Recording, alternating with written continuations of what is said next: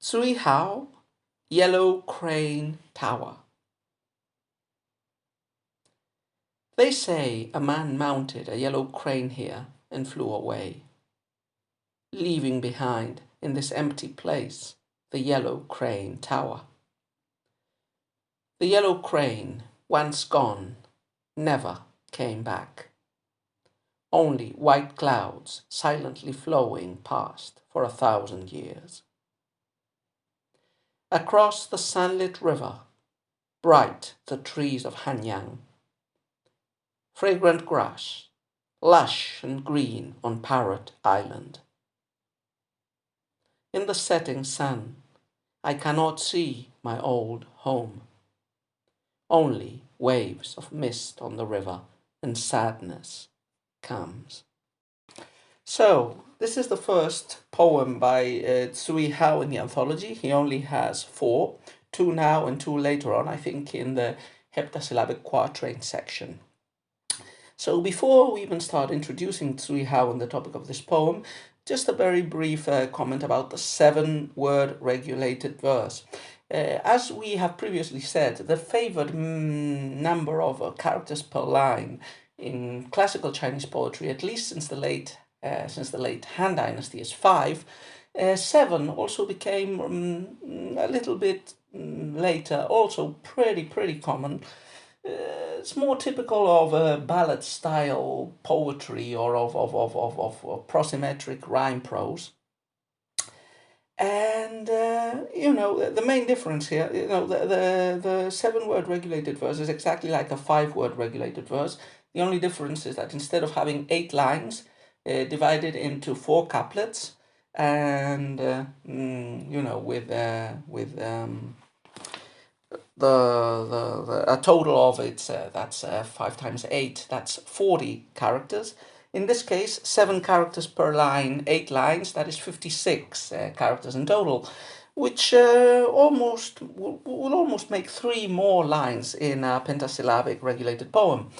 Actually, these poems feel more descriptive, more like the ballad style poems, because being the line longer, more things can be packed in the poem. Although most of the time, the extra pack will basically be more adjectives and nouns added to each of the lines. So let's say just a couple of things more. So number of poems represented in each section. The 2 main sections of this book are the one that we have just finished, the pentasyllabic regulated verse, which was the standard and the most highly appreciated metric form during the Tang Dynasty. And out of those poems, I think they were 80-something, 90-something in that section. The best represented poet was Du Fu with 10 poems, I believe. And next in line, tied with the same number of poems, Meng Haoran Wang Wei. So Meng Haoran probably was specially perceived as excelling at the pentasyllabic meter. In this section, Du Fu also occupies pride of place, and he will rise in the heptasyllabic regulated verse to 13 poems. Second after him will be Liu Shangjing, whom we've already encountered, a late Tang poet. So it seems that critics believe that he excelled in 7-syllable, in 7-word regulated verse. And that's a big distance. Number 3 is the same as number 3 in the previous section. It's Wang Wei, but only 4 poems.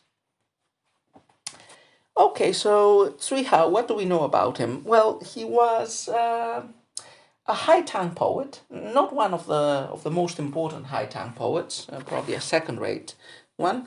He was from a generation earlier than Li Bai and Du Fu, probably, and he had some moderate success at court. He occupied some middling posts like investigating censor, and he had a reputation for being very outspoken and unconventional. In this, he is a type of precursor for Li Bai, really, in living an unconventional life, writing poetry on unconventional topics, and not being too worried about power and office, at least in his verse. And we know he did exercise an important influence in other writers, including Li Bai himself.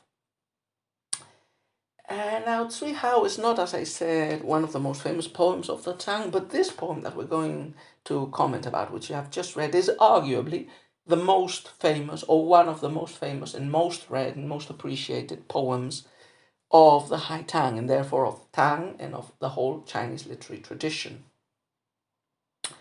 This one was so appreciated by Li Bai that he in fact took the last line, only waves of mist on the river and sadness comes. He took it for a poem of his. I'm not sure if it's a poem included in this anthology, I'll have to look later. I think it was on climbing Phoenix Tower in Qingling. And besides that, he made also a poem, a seven-word quatrain, which is included in this anthology. Which is also a very famous poem in the Chinese tradition, about saying goodbye to Cui Tao from the Yellow Crane Tower. So, a very significant place and a very significant poem as well. Yeah, the poem, we'll read it in a few months' time, seeing it's not saying Cui Hao goodbye, it's saying another person, Meng Hao Rang, goodbye at the Yellow Crane Tower.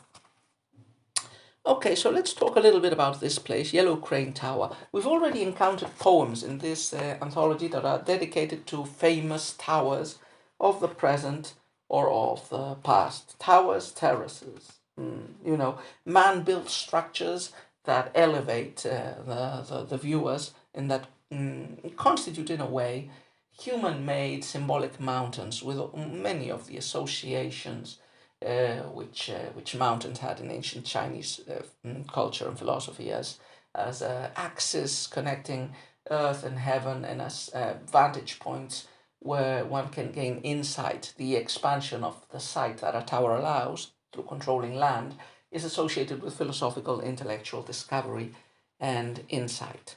Now, there were some very famous towers in ancient China, as I said, and we've already read poems dedicated to them. So, for example, remember we read a poem by Zhen Shen in which he climbed with some friends the pagoda at the Temple of Compassion in the capital. That was a very big tower which remains today. And we also read, what else did we read? A poem by Li Bai himself about climbing Xietiao Tower in Xuanzhou. And I think there were a couple of other poems also about tower climbing, probably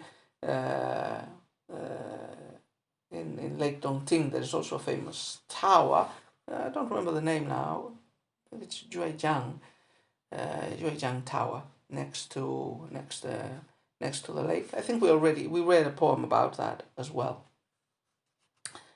So, famous towers, they were historical landmarks, and they were frequently visited by score officials when they were in the region where the tower was located. One of the most famous towers is this one, Yellow Crane Tower. Yellow Crane Tower is in the whereabouts of today's Wuhan. It has been sadly made famous because of the coronavirus outbreak. This is in the Yangtze River Valley in the middle lower course. And this tower was allegedly first built, it had been burned down, destroyed, and reconstructed several times. There is now a modern version that you can visit if you go to Wuhan. So it probably started as a watchtower with military purposes during the Three Kingdoms period, so around the 3rd century of our era, allegedly having been constructed on the orders of Sun Quan, the founder of the southern kingdom of Wu. Later on, legends started to accrue and surround the tower, Taoist legends mostly.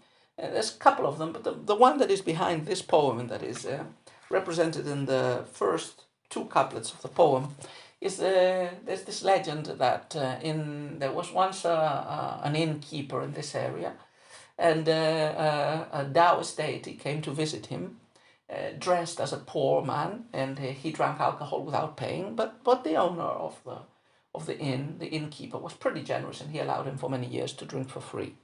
And then suddenly one day, desiring to repay the generosity of the innkeeper, this hidden Taoist immortal painted a crane on the wall, of the inn, which had the magical property that whenever the customers in the inn sang, the crane would dance. And after a few years, this eccentricity helped to make the innkeeper very rich. And the immortal came back again and took the crane with him and went flying off into Taoist heaven. So, important monument, Yellow Crane Tower, and so this poem would belong to what we would call the descriptive and landscapey genre type of poetry. Here, instead of describing, although we do get a bit of a description of the landscape surrounding the tower, we get the description of an important historical landmark of the area of Hunan, south of the river Huang. Of course, the description of the tower and its surroundings appears to be the main theme, but this is a very rich poem in overtones, and other elements that clearly are referred to in the poem are, the fugacity and melancholy sadness at the disappearance of the divine and the immortal, and the possibility of following the path of immortality. Chinese classical scholars and poetry were somewhat skeptic about the possibility of life after death. Confucianism is agnostic on the issue, and within the tradition you have people that believed in Taoist quests for immortality and others who did not. But the general Confucian tone is generally skeptic, and therefore, like the classical Greek and Roman tone, sad and melancholy at death as a final extinguishing, or at least a path towards a sub-life that is not really worth living. So that's a theme, the absence of the immortal traces of the past and of the immortals which are no longer present. Description of nature, but also nature's vitality and indifference to human sadness and death. And of course the melancholy tone of, being far from home and being a traveler and an uprooted person at that. Okay, so let's take a look at the poem, as usual, couplet by couplet. They say a man mounted a yellow crane here and flew away, leaving behind in this empty place the Yellow Crane Tower. So the first couplet, we know the poem is dedicated to Yellow Crane Tower. So the first couplet, just in case we didn't know, rehashes as as they say, as a legend of yore, something that has been told to the poet. Whether he believes it or not is not to the point. So there is this legend that is not explicitly detailed, but just said, here a man mounted on a crane flew away, leaving just this empty place, this Yellow Crane Tower. Actually, the legend says the tower was built after the man flew away by the grateful innkeeper who had become rich and who built the tower as a homage and as a thanks to the immortal deity that had helped him. So it sets the background, as usually the first couplet does. The yellow crane, once gone, never came back. Only white clouds silently flowing past for 1,000 years. So the second couplet continues the story, if you will, of the yellow crane flying away, and the legend, but with a dark twist, a dark overtone. It says, if this happened, it happened a long time ago. If this happened, the crane has not come again. This might be a site where the supernatural took place, where immortality was attained, where the gods dwelled amongst us. But this was a long time ago, and it has never been repeated. And now we only get wandering clouds floating in the heavens, not immortal cranes. We live in a time of, I wouldn't say decline, but we live in a more sordid, in a more secularized time in which the divine is not with us, if it ever was. So there's this sadness. Is immortality achievable now? Can anybody achieve immortality now? Perhaps it was possible in the past. In the present, it's probably not attainable, except perhaps through a poem like this, that is literary immortality, or immortality, a good reputation. That was the main Confucian take. That is, that immortality could only be achieved by men, basically as an immortal reputation. And the Romans had a similar view as well. Okay, third couplet. So now the poem moves in a descriptive line. So the last two couplets will be descriptive, but also more subjective, although it could be argued that the second couplet that we've read, by its sadness, by its sighing for that long lost path to immortality, is already, pushing the subjectivity, the feelings of the poetic persona on us. Third couplet. Across the sunlit river, bright the trees of Hanyang, fragrant grass, lush and green on Parrot Island. So we might imagine that Sui Hao has climbed the tower. He's on the top of it. He's, taking a look at the landscape that's surrounding him, the river, the land surrounding the great river. And he focuses on two places and on two images. And they're all visual. Well, although fragrant grass, might be, he can't smell the grass from the tower, but it connotes an olfactory pleasure. So across the sunlit river, bright the trees of Hanyang. Hanyang is probably the prefecture or the county. And from the tower, under a shiny, golden, sunlit river, you can see bright trees, beautiful trees. Also, you can see green grass on an island that we might imagine will be probably located in the middle of the river, an islet in the middle of the river. So they're beautiful images of nature, of greenness, of renewal, of light. And, you could say that they enlighten the mood, but in a way they also function as a contrast. As I said before, they show the eternal renewal, perenniality, beauty of nature, but also its indifference. So this connects with an idea that we've encountered in a lot of previous poems, which is nature follows a cycle of perpetual renewal. So you could say that nature is immortal in a way, and that plants, grasses, and leaves, they seem to die, but they come again in the spring, looking much the same, and arguably you could say they are the same plants. But that's not the fate of humankind. Humankind, we get old, we die, there is no renewal for us. And the legend of the Taoist immortal flying away hammers in the point as well. So perhaps at some time it was possible for humans, or for some creatures, to attain immortality, to escape the dust of the world. But that's not what's happening now. Now, if anybody or anything can escape the wheel of the world, it's nature, which always keeps renewing itself in this apparent spring that is being described in the landscape to be seen from the tower. Last couplet. In the setting sun, I cannot see my old home. Only waves of mist on the river, and sadness comes. In the typical Chinese tradition, the poem ends again with a melancholy, sad note. The poet brings the focus to himself again, to his feelings, and moves away from the tower, its legends, and its landscape. Although the landscape still, affects the poet. It's the sunset and the river mist that emphasize, that intensify his feelings of sadness. The poet is far from home. The setting sun, the setting sun preludes the setting of one's own sun, one's death. It's generally the saddest part of the day in the Chinese poem, and it emphasizes that mutability and that mortality of things. The sun is setting, and also the poet cannot see his home. So this again connects us with the sad trope of the poet as a traveler, far away from his home. And traveling poetry and travelers always feel sad in Chinese poetry.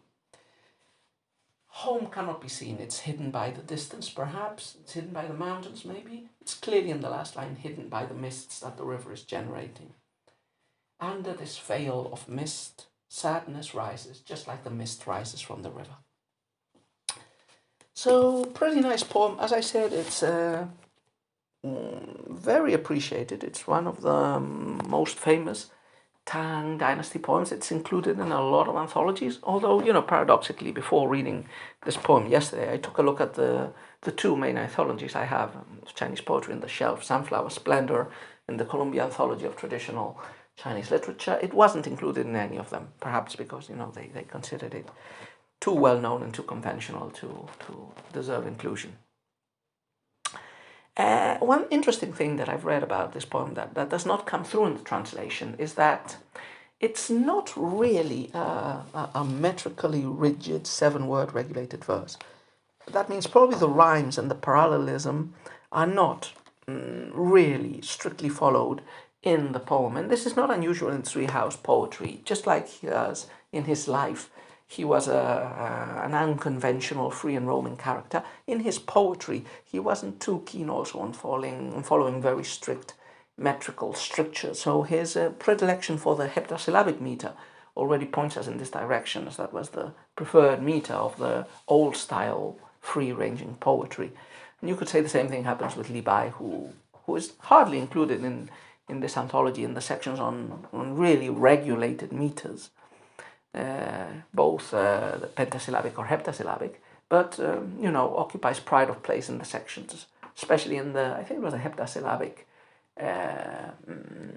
heptasyllabic old style poetry, where Li Bai is the most well represented poet.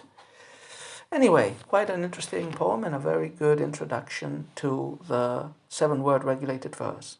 Next day, we will read yet another poem of Three House.